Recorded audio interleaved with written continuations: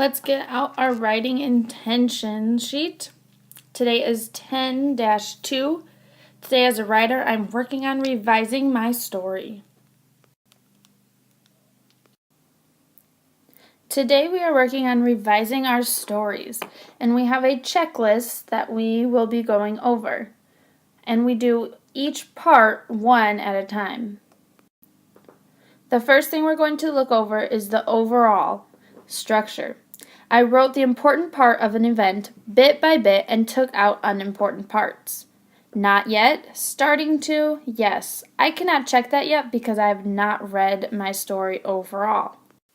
We are going to use this checklist and look at a story that I have. Time and time again she tried. "Hold on to me for just a minute longer, Daddy," she begged, but it just didn't work. No matter how hard she tried, she just couldn't ride the bike without falling off. Her knees were already skinned from falling so many times, and her mom threatened to put up the training wheels back on. Every time her dad ran behind her while holding her up made her immediately panic and fall over. Smells of freshly baked cookies drifted towards her, but she paid little attention to the call of chocolate chips. Chocolate was the furthest thing in her mind. Her mind was on the bike rally that was going to be held on next Saturday. Everyone was going to be there, showing off their new bikes. Joshua, her next-door neighbor, had already decorated his bike with red, white, and blue streamers. And Julie, her little sister, had a new horn attached to the front of her bike. All that kept going through her mind was, "I have to learn how to ride. I have to learn how to ride." Her dad was getting a bit impatient. "After all, you are 10 years old," he said to her. The lecture sound in his voice was starting to come out. "Yes, Daddy," she answered back, thinking to herself, "Of course I am 10 years old. Do you think I want to be a 10-year-old bike dropout?" The sun was blazing down on her. There wasn't a breath of wind in the air, which made it even harder to concentrate on riding the bike. The scab on her left knee had started to heal, but after the last time she fell off the bike, it started to bleed again. "Ouch!" she cried to herself. "As if anyone cares," she thought to herself. Her mom appeared at the front door. "Phone call for you. It's your boss." Her father grunted, gave her mom a look as if to say, "What now?" and left Lynn out alone outside. Well, not really alone. The other kids in the neighborhood were beginning to chortle and giggle. Now that her dad was going inside, they would begin their taunting and teasing. She didn't know how much longer she could stand it. "Maybe I should just let him put the training wheels back on, or maybe I shouldn't ride a bike. Who cares?" a little voice inside her said. "You care, and don't forget it." "Want a new bike? My baby brother isn't using his tricycle anymore." She touched the silver metallic handlebars, rubbing them gently as if they were a magical lamp. Nothing missed the eyes of Philip, her not-so-best friend. In fact, if you wanted to put him on a scale of 1 to 10, 10 being the unfriendliest, he was certainly an 11. "Ooh," someone called out. "Maybe her bike is really a magical lamp and she'll get a new bike with magic training wheels." Magic did happen as the sound of ice cream truck tinkled through the air. Tinker Bell Ice Cream, to the rescue! Maybe there was a fairy godmother, or magic genie around. "Aren't you coming with us?" asked her little sister Marabella. "Daddy gave me some money for ice cream. Want to share?" As much as she wanted to, she couldn't leave. It seemed as if her bike had a magnetic pull. "Nope.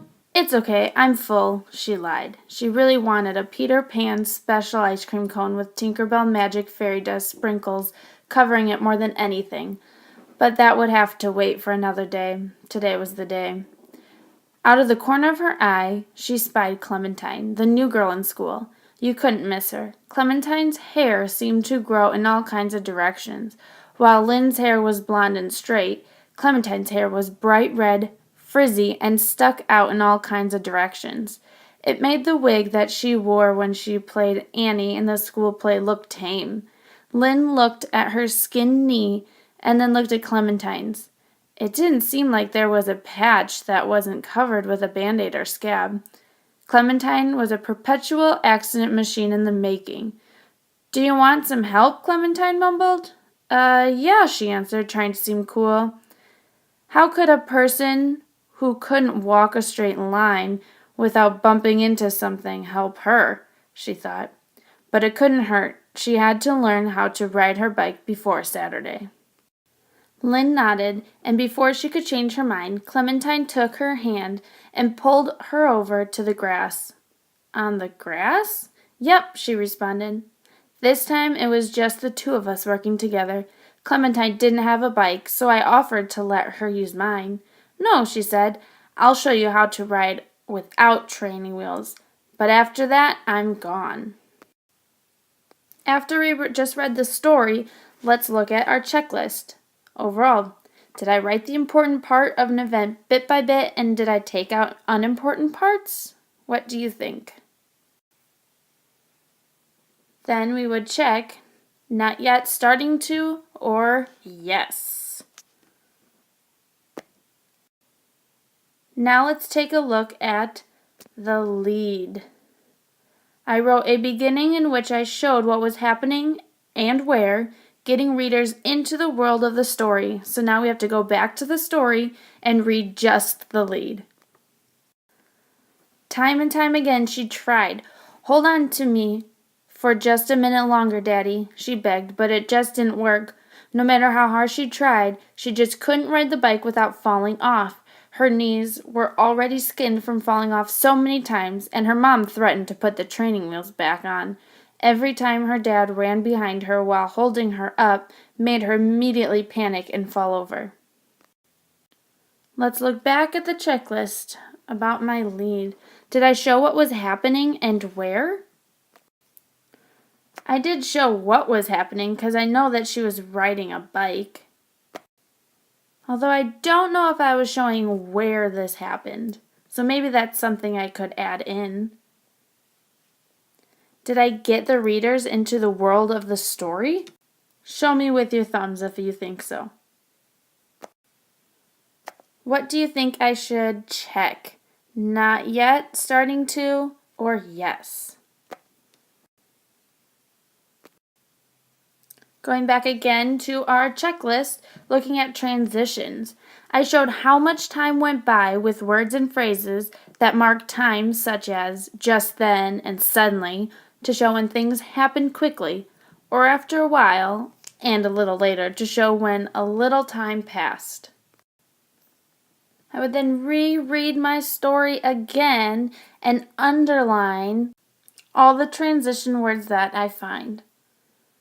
Still not done with my checklist. Now it's time to look at the ending. I wrote an ending that connected to the beginning or the middle of the story. I used action, dialogue, or feeling to bring my story to a close. Let's look back at my story's ending. Do you want some help? Clementine mumbled. Yeah, she answered, trying to seem cool. How could a person who couldn't walk a straight line without bumping into something help her? She thought. But it couldn't hurt.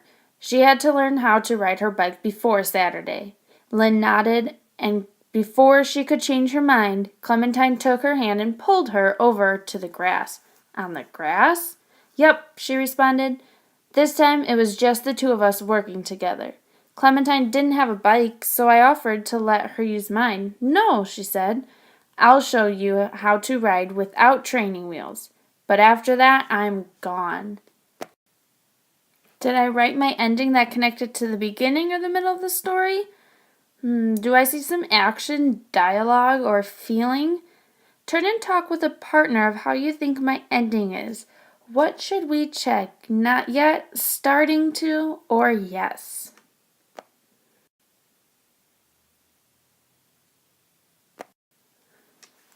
Now this one, organization, is a little challenging.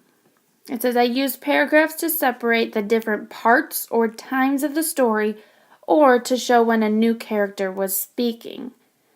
Now this time we really have to pay close attention while we are reading our story again. The checklist still isn't quite finished. We have to go through elaboration.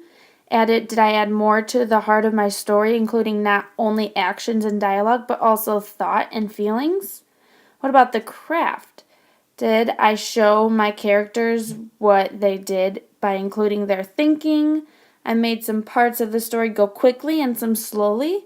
I included precise and sometimes sensory details and used figurative language to bring my story to life.